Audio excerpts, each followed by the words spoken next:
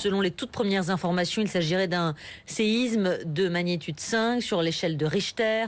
Des secousses apparemment ressenties dans la ville de Nice jusqu'à Marseille et dans le Var. Bonsoir Pierre-Martin Charpenel. Oui, merci d'être en direct avec nous sur BFM TV. Vous êtes le maire de Barcelonnette dans les Alpes de Haute-Provence. L'épicentre du séisme est tout proche de votre commune. Qu'avez-vous ressenti ? Je ne sais pas encore où est l'épicentre, mais ce que je peux vous assurer, c'est que depuis plus de 40 ans que je vis ici, c'est la première fois que j'en... 5, pas de blessés, mais de nombreux bâtiments ont été endommagés. Des rues balayées par les vents, où l'on ne distingue plus ni route, ni trottoir. Un climat polaire s'est abattu sur Autran en plein automne. Les rares habitants encore dehors n'en croient pas leurs yeux. C'est la première fois que je vois ça. Autant de neige, fin octobre, c'est la première fois. Je n'ai plus d'internet, je n'ai plus de téléphone. J'ai mon fils qui est bloqué depuis hier soir à Méaudre. Il est à l'hôtel. Tous les axes aux alentours, en effet, sont bloqués. Autran est comme coupé du monde. Accéder à la commune est presque impossible. Il faut faire remonter l'information. On est bloqué, c'est la nuit. Nous avons vu le ruban d'autoroute, il est noir, il n'y a pas de neige. Ces automobilistes n'en peuvent plus.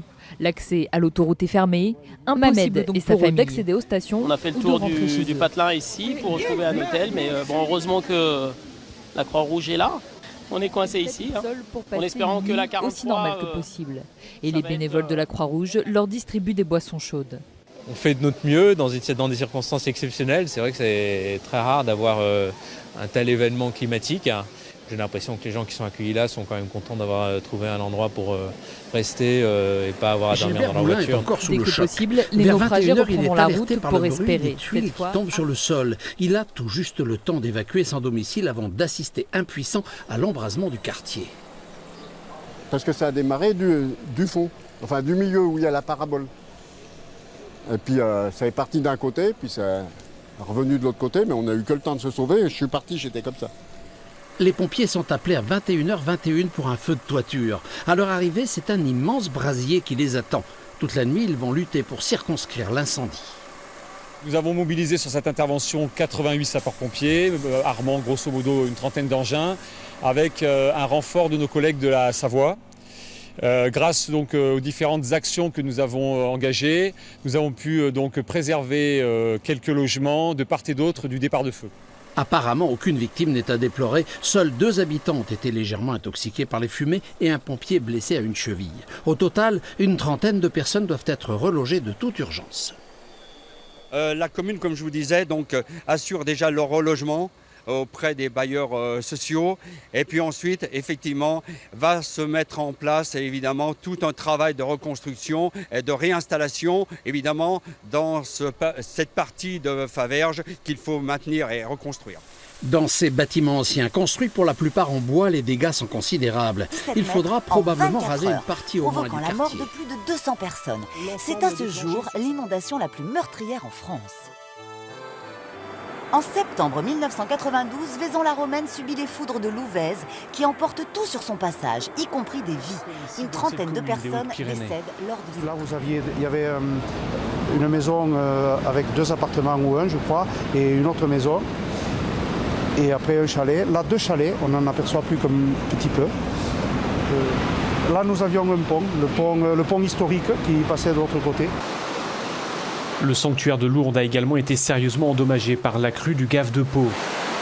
Dans cette région des Pyrénées, tous les cours d'eau sont sortis de leur lit suite aux fortes précipitations. Un phénomène observé également de l'autre côté de la frontière, en Espagne. Ainsi, dans le Val d'Aran, de nombreux habitants ont dû provisoirement être évacués. Plus de dégâts liés aux inondations, parce que depuis 50 ans, on s'est beaucoup plus installé dans le lit des rivières et qu'on y a installé des choses avec de plus en plus de valeur. Et quelques heures avant, on place exactement l'endroit où il va y avoir les plus fortes précipitations. Le sud de la France n'est pas le seul endroit touché par ces crues éclairs. De petites vallées encaissées ou des régions montagneuses sont soumises au même risque. En 1988, le torrent du Born en Haute-Savoie sort rapidement de son lit et dévaste le camping du Grand Bornand, tuant 23 campeurs.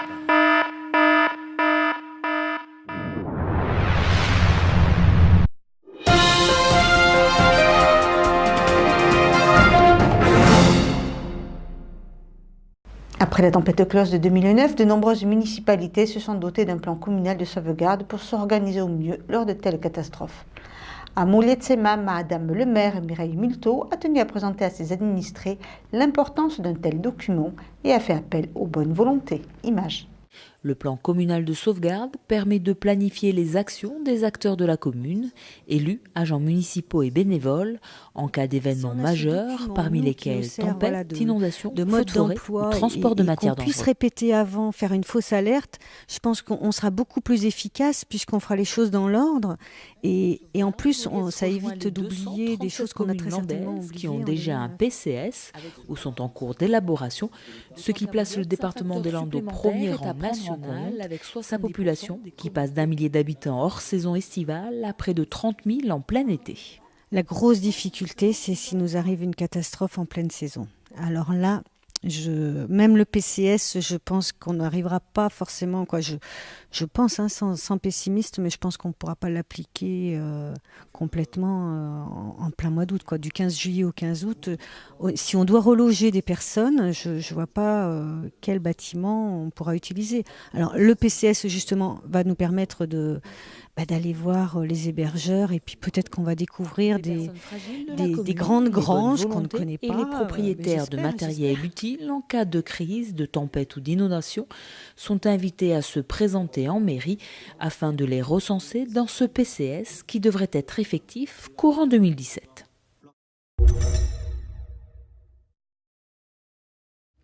Peu importe ce que nous réserve l'avenir, les Damariens sauront faire face aux éventuelles catastrophes naturelles. Mis en place par la municipalité de Damary-les-Lys, ce plan communal de sauvegarde est une assistance à la population en cas d'un bouleversement majeur.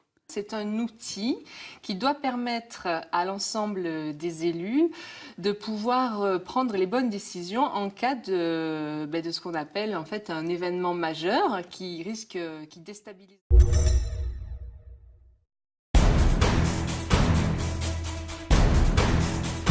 En septembre et octobre 2014, et plus récemment fin août 2015, la ville de Montpellier a dû faire face à de violentes intempéries, provoquant des dégâts matériels, la paralysie des routes et du réseau ferroviaire, et nécessitant l'évacuation de personnes.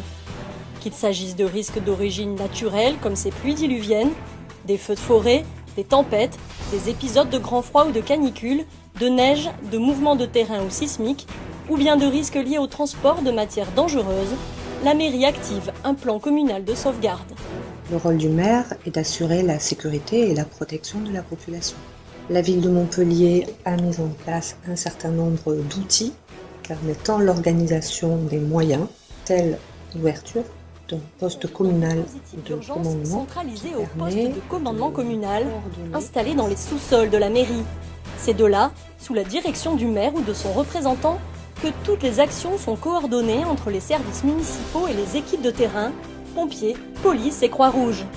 C'est aussi là que les décisions sont validées avant d'être renvoyées vers les médias qui informent la population, notamment France Bleu Héros et le site internet de la ville. Et pour tester l'efficacité de ce dispositif d'urgence, des exercices de simulation sont pratiqués une fois par an. Je crois que nous avons eu une redite en 2011 qui nous a rappelé que sans communication, on était quand même bien peu de choses pour gérer ces crises lorsqu'elles arrivent.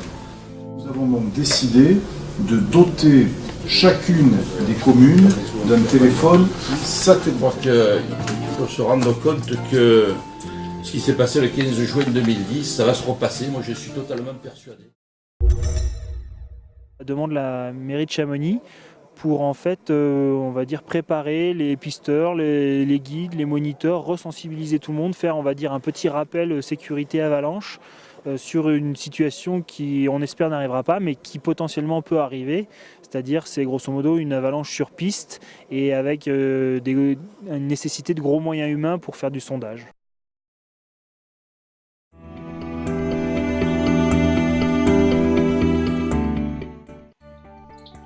En résumé, voici les quelques points clés pour comprendre le plan communal de sauvegarde. Appelé PCS, ce plan est établi sous l'égide du maire, en parfaite synergie avec ses services. Ce n'est pas un simple annuaire, ni un catalogue. C'est une organisation de crise qui intègre uniquement les moyens maîtrisés par la commune. Le plan, arrêté par le maire, lui confère la mission de directeur des opérations de secours sur le territoire de sa commune tant qu'un plan départemental n'est pas déclenché. Dans le jargon, c'est le DOS. Il est aidé dans la mise en œuvre opérationnelle de ses décisions et des plans préétablis par des responsables sur le terrain. Le commandant des opérations de secours pour les pompiers, c'est le COS. Le responsable de l'action communale pour les moyens communaux, c'est le RAC. D'autres interlocuteurs sont à sa disposition dans la cellule de crise ou à distance. Cet outil n'interfère pas avec les plans arrêtés par le préfet, comme Orsec ou les plans particuliers d'intervention. Il ne programme que des actions de compétences communales et n'utilise a priori que des personnels et des matériels qui ne peuvent être engagés ailleurs par d'autres autorités. Le PCS recense aussi des moyens non communaux qui puissent être réquisitionnés, comme les matériels d'associations ou d'entrepreneurs privés, d'établissements publics, d'établissements privés. Il peut s'agir d'hôtels ou de centres de vacances. Attention, l'intérêt du PCS ne réside pas seulement, comme on le croit fréquemment et comme nous l'avons entendu dans les situations de crise de reportages précédents, mais aussi dans la possibilité de son activation quotidienne à des degrés divers en fonction d'événements sortant de l'ordinaire, comme par exemple une coupure générale de téléphone ou d'électricité. Ces sous-questions permettent par ailleurs de s'entraîner. Régulièrement, ce plan doit être révisé. Le PCS doit être adapté à la taille de la commune et doit donc se rapprocher de son organigramme fonctionnel. L'organigramme de crise sera bâti à partir d'une cellule événementielle sous l'autorité du maire, en vue de gérer au mieux l'information et l'alerte des populations, ainsi que les moyens humains et matériels propres à la commune.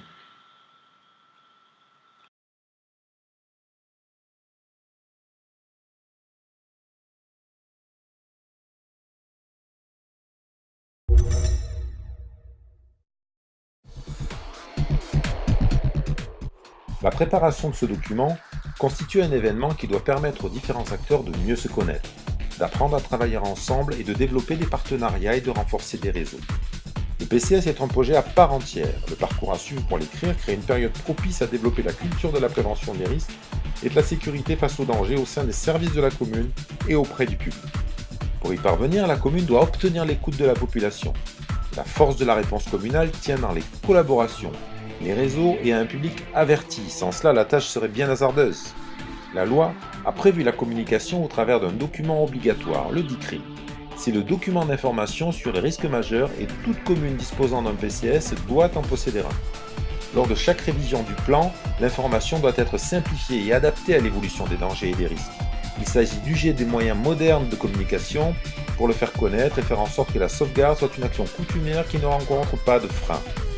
Rappelons que chaque ville et chaque village de France et d'Europe ont déjà été marqués par des sinistres et des destructions. Depuis 30 ans, des dangers nouveaux sont nés et la loi donne le pouvoir aux communes de les reconnaître, ce qui donne une grande responsabilité à la commune. Aussi, les évolutions du climat et des flux de population, en particulier liés au tourisme estival comme l'hivernal, ainsi que les événements festifs de plus en plus grands, encouragent-ils la préparation de ce type de projet.